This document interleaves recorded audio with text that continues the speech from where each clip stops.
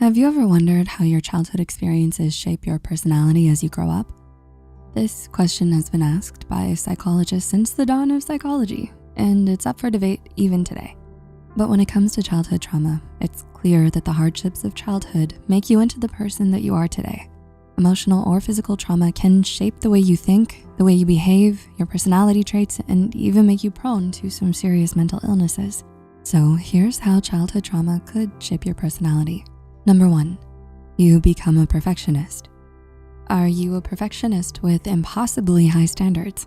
But do you feel like your perfectionism is holding you back, making you anxious and stressed all the time? According to research published this year in the Journal of Research in Personality, your childhood trauma may have something to do with it.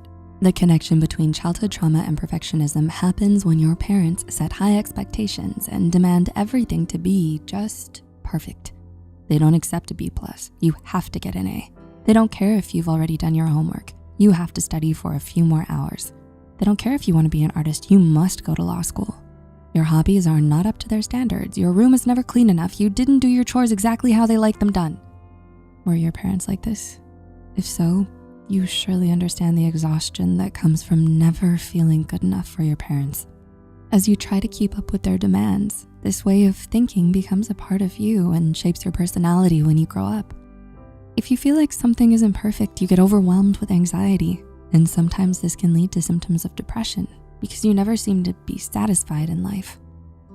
Number 2, you may develop an eating disorder. Sometimes your mental trauma can express itself through your body. Several studies found a link between anorexia or binge eating disorder and childhood emotional trauma. You may be especially vulnerable to developing an eating disorder if your parents focus too much on your body and looks in general. But it's not always just about looks. For trauma survivors, eating disorders may become a mechanism for coping with negative emotions they experience. Through unhealthy eating habits or by controlling your weight, you may feel like you're finally gaining control over something in your life. You may feel like your whole life is out of your hands, but at least you still have ownership over your body. You may also indulge in emotional eating. This is when food becomes your best friend, and you turn to it when life gets you down. But no matter how good it may feel at the moment, disordered eating just adds to your trauma in the end. Number 3, you sometimes act childish.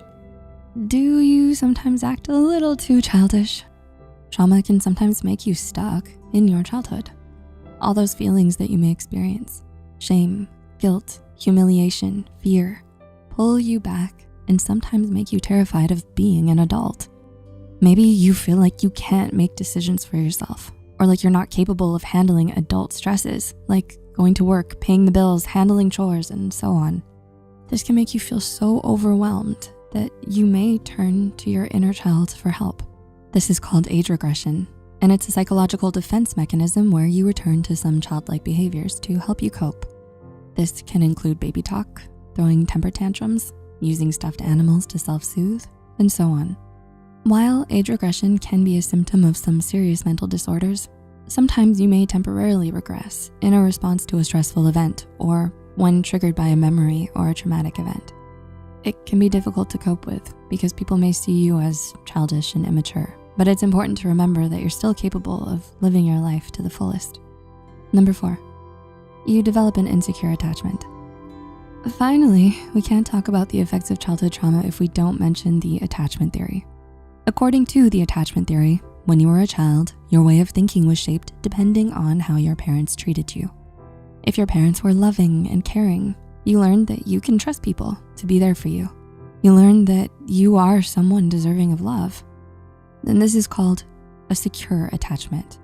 But if your parents ignored you, neglected you, what if they didn't respond to your crying and pleas for help? Then you may have developed an insecure attachment. That means that now you have feelings of low self-worth. You think other people are not trustworthy, or you have a strong fear of people rejecting you. There are 3 types of insecure attachment, and each one describes how today you may feel towards yourself and others. The first is anxious or preoccupied. If your attachment style is anxious, you might have low self-worth. You feel hurt and unlovable, or like there's something wrong with you. But at the same time, you crave love and attention. You're strongly afraid of being abandoned, and you'd do anything to get approval from someone who means a lot to you. Next is avoidant or dismissive. People don't always have a bad self-image, even if they survived childhood trauma. If your attachment style is avoidant, you may see yourself as strong and independent, but you can't say the same for other people. Because your parents treated you so poorly, you may have decided that people are just bad in general. So now you don't wanna be around anyone. You feel like you don't need friends or a relationship. You don't wanna share your feelings or be intimate with anyone. And lastly, there's disorganized or fearful avoidant. Most people with this attachment style had parents who were hot and cold. One moment, everything was fine. The next, they're showered with insults or they're being yelled at. Did something similar happen to you? If so, now you're not sure how to react and how to behave. Maybe you do want to be close to others, but you're afraid at the same time. What if they start mistreating you out of the blue? With this attachment style, your self-image may also be unstable as well. You're not sure who you even are, let alone what to think of yourself. So, how did your childhood experience shape you into who you are today? How are you coping with it? These examples are just a few out of many, many more. We'd like to invite you to share your experiences too in the comments down below. We hope that by sharing your experience, you realize that you're never alone. If you found this video helpful, don't forget to click the like button and share it with a friend. Subscribe to Psych2Go and hit the notification bell icon for more content like this. As always, thanks for watching. There has been a huge decline in mental health around the world, which is why we're so committed to creating more content than we ever have. Thanks so much for being a part of our journey.